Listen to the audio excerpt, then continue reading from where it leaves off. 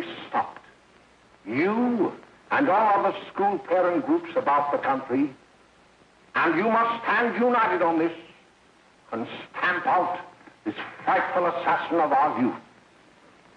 You can do it by bringing about compulsory education on the subject of narcotics in general, the dread marijuana in particular.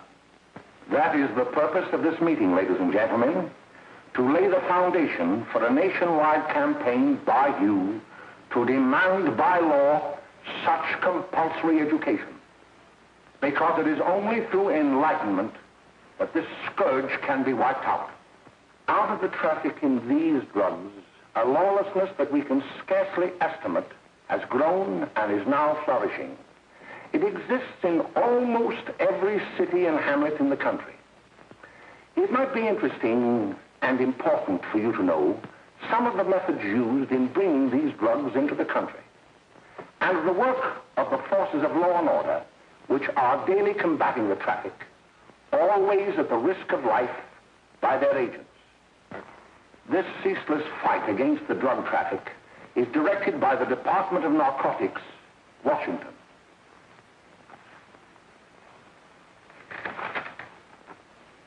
I've received a letter of vital importance from a member of the Narcotics Bureau. I'm going to read this letter to you.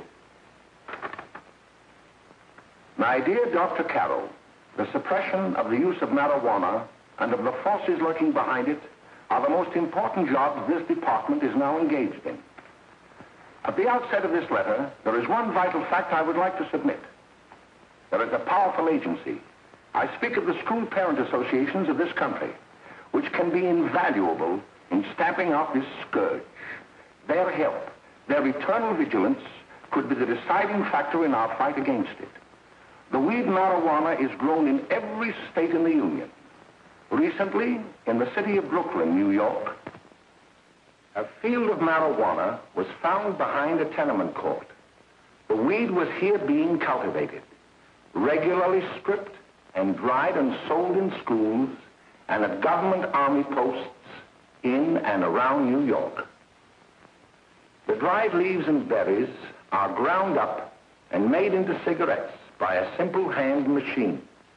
The deadly narcotic is thus quickly and easily prepared for its market.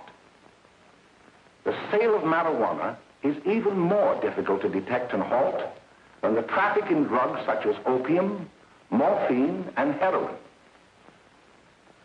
They are hidden in fake jewelry cases, in the heels of shoes, women's shoes especially, because the drugs can be secreted in false heels. Hollowed shaving brushes are another medium.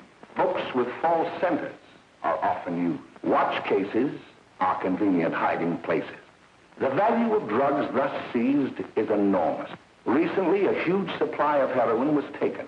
It was concealed in an apparently harmless shipment of 35 barrels of olive oil. The deadly drug was burned in the incinerator of the Bureau of Engraving and Printing. And more vicious, more deadly, even than these soul-destroying drugs, is the menace of marijuana.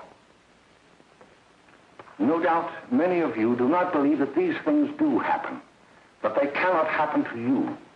You may also believe that the facts have been exaggerated.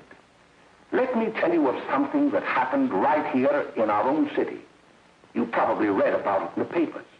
However, I'll give you the real facts behind the case. There was an apartment near one of our high schools. It was run by a woman known as May Coleman.